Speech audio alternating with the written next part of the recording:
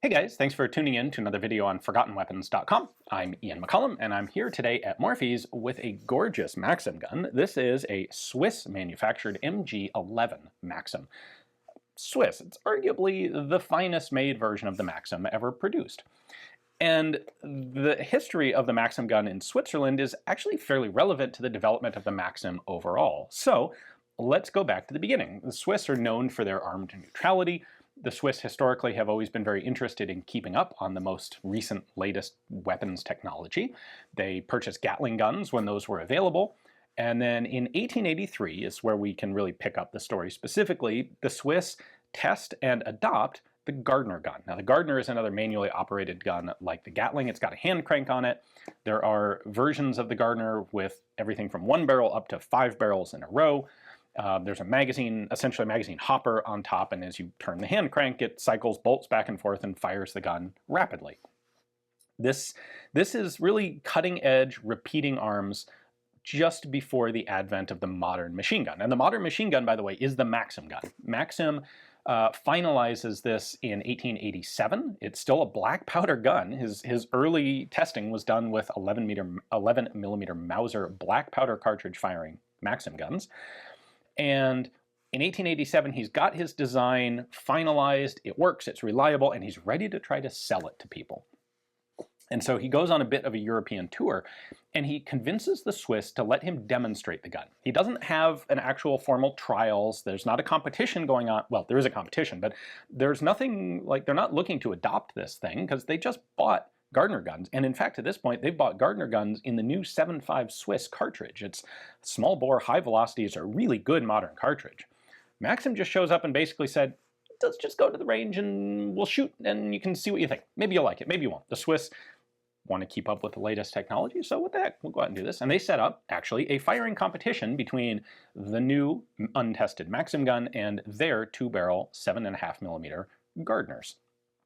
Now this is 3 stages. It's 200 meters, 500 meters, and then 1,200 meters. And the 1,200 meter is what's really interesting here because Maxim had never shot anything quite that long range. The sights on his gun only went up to 1,000 meters. So they point out, like, your target at 1,200 meters, Mr. Maxim, it's a fake artillery emplacement. So this is something that's done around this time period early on, especially for long-range weapons, repeating weapons.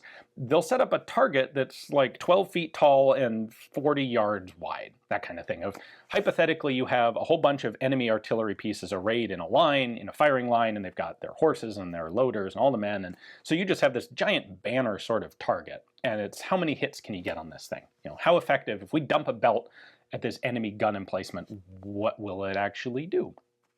So Maxim looks at this and like, well, okay, I'll kind of wing it with the range because I don't know where 1,200 meters is. My sight doesn't go up that high. So he estimates where it ought to be, and he fires 1/3 of his belt there, and then 1/3 of it low and 1/3 of it high, hoping that something will actually hit the target. Now, I want to read a segment. This is an excerpt from Maxim's autobiography entitled My Life, but it's recorded here in Dolph Goldsmith's fantastic book on the Maxim called The Devil's Paintbrush. Let's see. So Maxim has fired he had a 333 round belt in the gun. He fires it at panning across the target at 3 different estimated ranges, hoping he'll hit something and not really optimistic about it. All was done in slightly less than a minute of time. After waiting about 20 minutes, the telephone rang, and we were informed that we had technically killed 3/4 of the men and the horses of this hypothetical target unit. I asked Mr. Vickers, this is his assistant, if he supposed they expected us to kill the whole of them.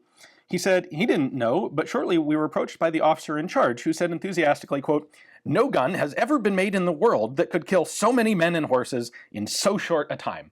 And they gave us an order. So he goes to Switzerland not expecting to, not even competing for an official adoption, but they place an order anyway. Now it would take 2 years for Maxim to adapt his gun reliably and effectively to the new smokeless powder because the Swiss want one in 7.5 Swiss. They don't want to go back to 11 millimeter black powder rounds. But that's the beginning of a series of adoptions in Switzerland, and it also begins the process of European nations happily, enthusiastically purchasing Maxim guns. So the Swiss would adopt a main variation, the MG94 in 1894. They then come back in 1900 and adopt another version as the MG00, the 1900 pattern. That was for cavalry. And at this point, we're still talking a big brass frame, brass jacketed Maxim. Beautifully elegant guns, but still bulky and heavy.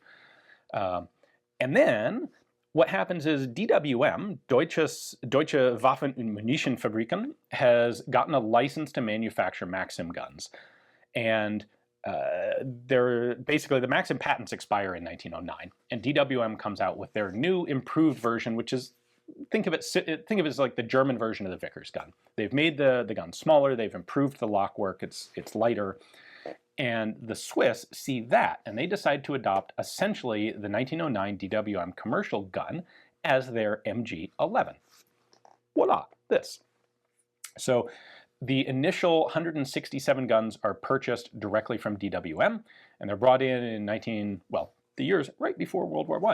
In 1915, not surprisingly, Germany ceases selling Maxim guns not overseas, but over the border. They stopped delivering guns to the Swiss because it's 1915 and they need all of the Maxim gun production they can get in-house at home for themselves. At that point, the Swiss National Assembly looks at this and goes, you know, these are like really important weapons for national defense. We ought to be self-sufficient in doing this. So you guys over there at Waffenfabrik Bern, the government arsenal, you're going to start making Maxim guns. WF Bern tools up, and between 1915 and 1946, they produce 10,269 MG11s. So let me show you up close what makes this different from all the other Maxim guns out there. Now, what we are looking at here is the upgraded version of the MG11. In 1934 and 35, the Swiss went through and made a number of improvements to the gun. So we'll take a look at those in sequence because they're some of the more distinctive features. For one thing, the firing mechanism was redesigned a bit so that it can be operated one-handed.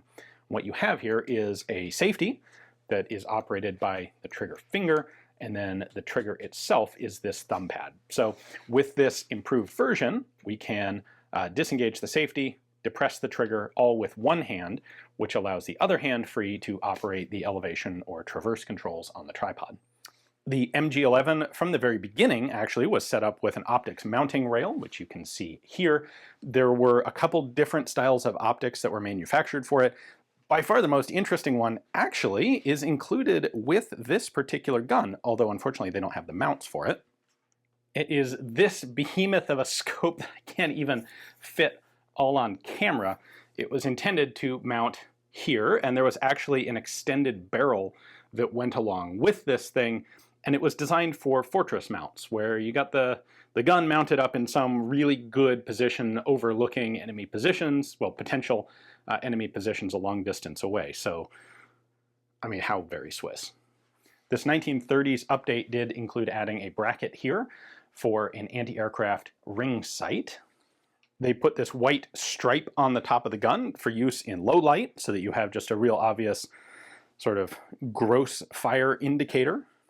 The booster assembly was substantially simplified from the original DWM pattern. We just basically have a little conical sort of flash hider at this point now.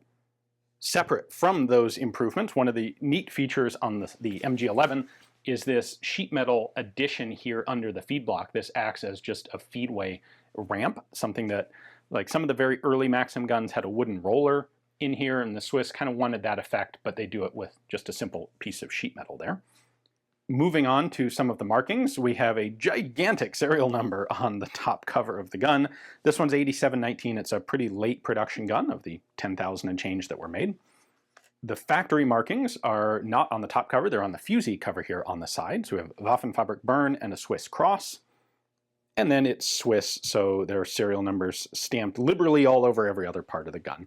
Like, you got 3 of them here in one easy view. I'm going to open this up, but first let me just point out the rear sight, which is not really very Swiss because it's not that complicated. It goes out to 2,600 meters.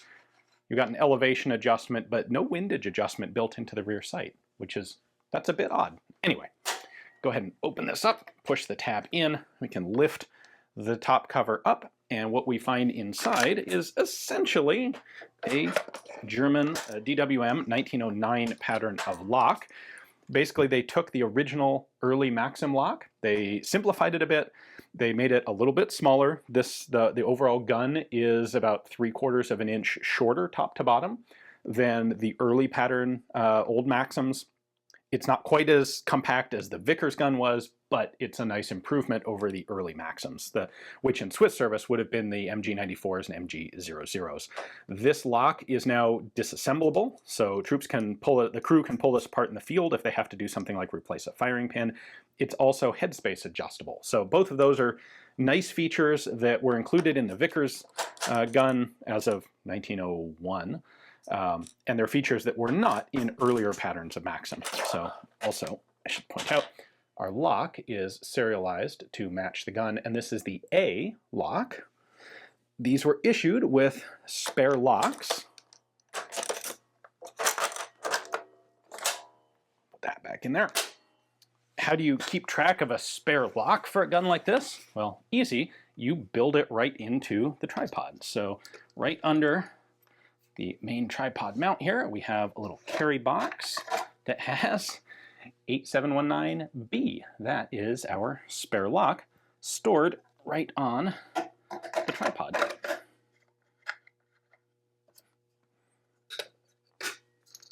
The tripod does some other pretty cool stuff too, so let me give you a quick tour. We don't have a pivoting tripod head like you would have, say, in the Vickers guns or the American Brownings.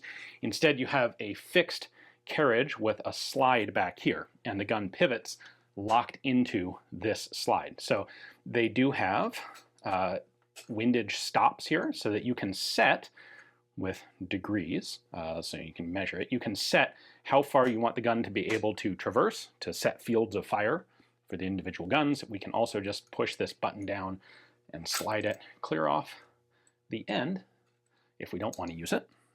Elevation adjustment is done by this wheel, which you can see up here is going to pivot this whole assembly down or up.